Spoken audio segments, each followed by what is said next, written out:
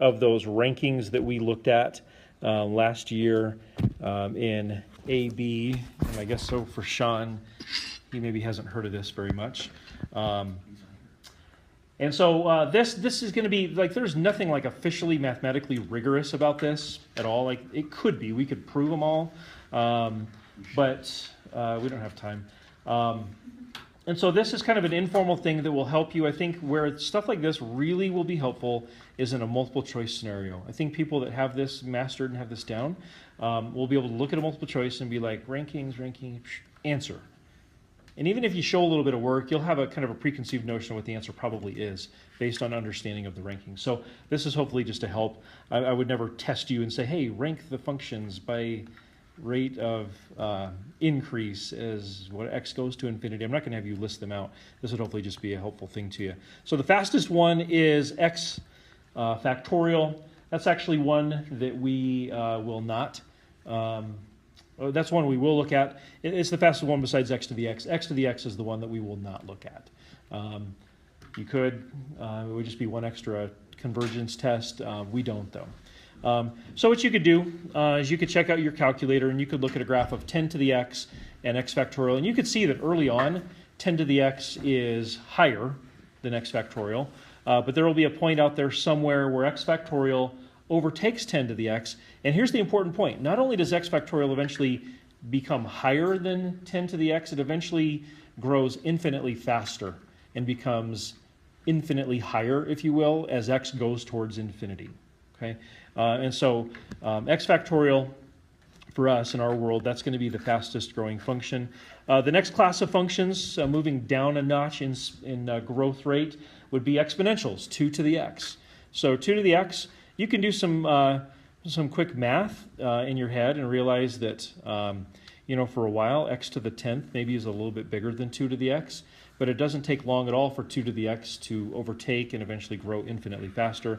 I love 2 to the x. Have you guys heard of the, would you rather get paid $1 million today or a penny doubled each day for a month? Yeah. Riddle or whatever? Yeah. If you haven't, has anybody not heard that? So you do a job, and I'm your boss, and I say, would you like to get paid $1 million today for the whole job? That's option A. Option B is I give you a penny today, but then tomorrow I give you 2 pennies, and on the next day I give you 4 pennies, and I just keep doubling that for 1 month. Which would you rather have? Of course, there's a trick, and it's the penny thing, right? Because by the end of the month, if it's a 31-day month, you'll get paid 2 to the 30th pennies, which is something like $10 or $11 million. And the day before that, you got paid like $5 million. And the day before that, you got paid $2.5 million. So the first 2 or 3 weeks, you're getting paid chump change compared to the $1 million. That last week was a really good week, right? A lot of money. So yeah, exponentials will eventually grow very, very fast, faster than any polynomial as x goes towards infinity. And then the turtle of the group is natural log, or logarithms in general. So logarithms will grow slower than any polynomial, and since any polynomial will grow slower than any exponential, and on up the list, logarithms would be the slowest growing class of function. And that's a key idea, right? So logarithms, like if you think about the graph of a logarithm looks something like this, doesn't it? So as we head out to the far right, it's growing, isn't it? We're not talking about functions that start decreasing, right? That's something else entirely. We're talking about functions that consistently increase as you go towards infinity. X goes towards infinity. Logarithms do increase, but they increase at a decreasing rate, and so that's what makes them the slowest growing function, slower than even a linear function or even a kind of a x to the 0.1, which is with like the 10th root of x. That'll eventually grow faster even than natural log of x. Okay, so the rankings thing, again, I think is just sort of like a nice little way to kind of get started with this, and it'll kind of pop back up from time to time as we go throughout series, yeah. So it goes x factorial, a to the x to the a, and log a of x? Log base a of x, yep, Great. Exactly right. Yeah, so I was going to write that out over here. Here would be your top group. So x to the x is number 1, but that's one we're not going to really focus on. X factorial comes next. A to the x, the exponential group. And then we have x to the a, and then we have log base a of x. So that's ranking from fastest to slowest.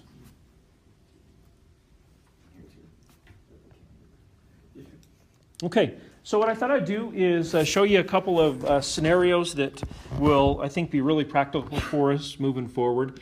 And while I'm doing this, just a reminder from what we did last time, if you guys remember how we looked at kind of a motivator for like what we're actually doing here.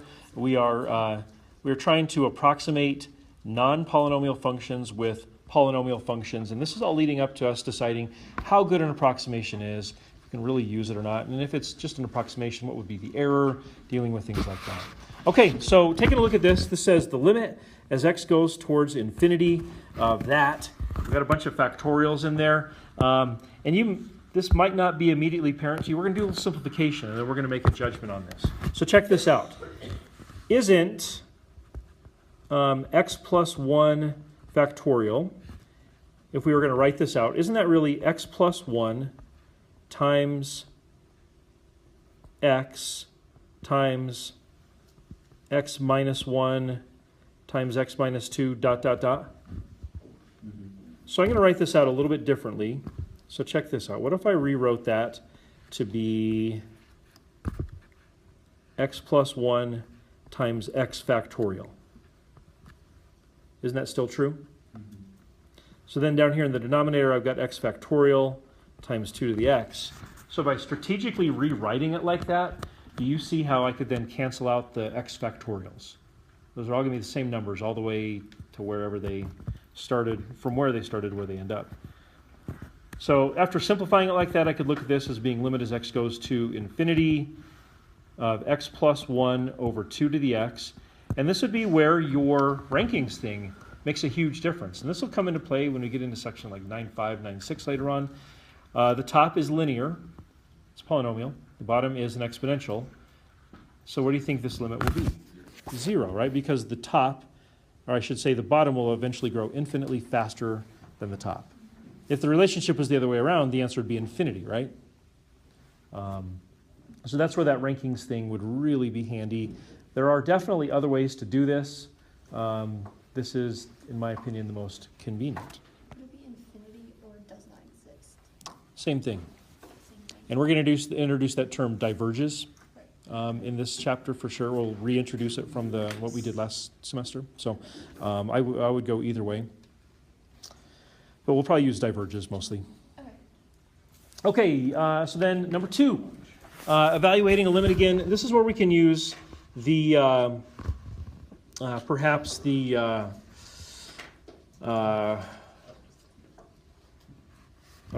we could use probably the limit of a product property here.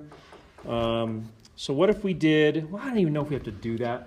Let's just look at this in terms of rankings, since that's the section. Look at the top. Like you've got a product of e to the x and x. Those are two different classes of rankings, right? Two different classes of functions. So e to the x is what kind of function? It's an exponential, right? And x is a polynomial. Look at the denominator. What kind of thing is the denominator? It's a polynomial, right? It's a parabola. So if you look at the top, you look at the bottom. So the top is the mix, but the bottom is just a polynomial. So you'd maybe think, okay, polynomial down here. Look at the top and think, eventually what's going to become more distinctive? What's going to become more powerful? The e to the x or the x? E to the x is the more highly ranked class of function, right? And so that's going to be the thing that's going to really give the numerator its characteristic as x goes towards infinity. And it's even going to be more accentuated because it's multiplied times x, right? It's going to grow even faster.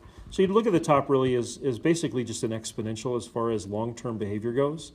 And so we'd say, all right, the top will eventually grow infinitely faster than the bottom. And so the answer to this one would be infinity or DNE, or we could say that that's a divergent answer.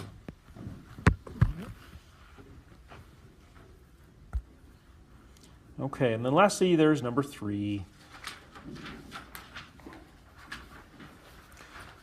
So number 3, we're going to do a little simplifying with this one as well. You can see it's a mix. In fact, you've got how many different classes of functions in there? ln is one of them, right? I think 3, right? So ln is one of them. You've got 2 exponentials. That's the second class. And then you've got a polynomial, x cubed. Okay, so let's think this over. we can simplify. We can do some really important simplifying with the exponentials. This will take you back to, I hope, a happy place. Algebra 1. Warm and cozy, like a soft, warm blanket. No? Okay, so here it is. Here's that trip down memory lane back to Algebra 1. If you are adding exponents, what created that? What were you doing with the bases? You were multiplying them, yeah. So this is actually a really important simplification. So 3 to the x plus 1 is really 3 to the x times 3, or 3 to the first, right? Make sense? I'll put 3 to the 1 in there. So if I were to put those back together using the product rule for exponents, I'd keep the base the same, and I would add the exponents. So what's so good about this? I'm sure you see it, of course, that the 3 to the x's would then cancel, leaving us with something that's quite a bit more simple. So it'd be limit as x goes towards infinity, and it would be ln of x over 3x cubed. And here's where the rankings thing would be handy, right? So you look at the top, it's ln. The bottom is a what? Polynomial. So you got a log over a polynomial in terms of long-term behavior. Which one's going to grow faster eventually? The denominator, right? The polynomial. So we're heading towards 0 on this limit. You can look at graphs, by the way. You can look at graphs on all these, and you should be able to like scroll to the far right end of the graph and be like, oh, yep, look, we're heading towards 0. Yeah. Can you look at this without canceling and just say the bottom's exponential is bigger than the top's exponential? So it has an x plus 1? Well, the exponentials ended up being not a factor at all Okay. because the exponential part canceled out. Okay. So I don't think you can. I don't think you can because of that. It really comes down to log versus polynomial. Yeah. Does class end at 50? Yep. Let's do at least one of these here. So this will give you a chance to be a little creative. The honest truth is, for a lot of these, well, pretty much all these, there's more than one way to do them. We're going to try to do the simplest way. We'll talk a little bit about the complicated ways and the implications of that. Let's take a look here. Maybe we'll just do one of them. We'll see. But let's answer the questions. How do you create a pattern for even numbers? Like, how do you guarantee a variable expression will always output evens? Like, let's say you got your input is like n, and I want you to manipulate that in some way to guarantee that no matter what you plug in, the result will be even. Times 2. Times 2. That's exactly right. So 2n. It doesn't matter what type of integer you plug in for n, the result will always be even. Like there's no getting around that, right? Okay. So if that's how you create an even number, regardless of integer input, what about odds? Times 2 minus 1. Or times 2 Times 2. plus 3 minus 1 plus 1. Plus Basically take the even Plus 81. and add an odd to it, right? So this is where you get really off-the-wall stuff, right? Here would be probably the standard answer, 2n plus 1. Because if you know you have an even, if you just add 1, you know that you have to be at an odd. Of course, minus 1 would work. Blake's idea of plus 81 works too. 330 billion and 1. Whatever. All those work. So, we'll do one of these here right now, and then we'll do the rest of them tomorrow. So if I was going to write a general term that describes this series, take a look at number 1. What do you see here? You see 1 plus x squared plus x cubed, so on and so forth, plus dot, dot, dot. X to the a minus 1. X to the a? Well, I mean, like the term n. N. Typically we'll use n. So why did you say n minus 1? Because the first term is 0. Well, like, it would be x to the 0, which is equal to 1. Okay. But since it's the first term, you got So what we're going to start doing here, I wrote this down below. What we're going to start doing is we're going to start building sigmas into this. So, and whatever your sigma does is going to determine this. So if you wanted to do it like this, what if I said sigma as n equals 1 to infinity? So if I started at 1, I could have started it at 0, and frankly, I could have started it at 81 if I wanted to. If I started it at 1, then I think Lenny's would be right, wouldn't it? because when n is 1, you'd get x to the 0, which is 1. I could have, instead of doing it that way, I could have started this n value at 0 and said, hey, we're going to go from 0 to infinity. In that case, it would just be x to the n. You guys did sigmas in pre-calc, right? Yeah. So you can mess around with that lower value, in this case n equals 0 or 1 or whatever, and that'll change what the insight is, but there's great flexibility in doing that, and we'll try to use that flexibility to our advantage. As you can see, as we go through numbers 2, 3, 4, 5, there are other patterns to be seen, and we'll look at those. Have a great day. See you tomorrow.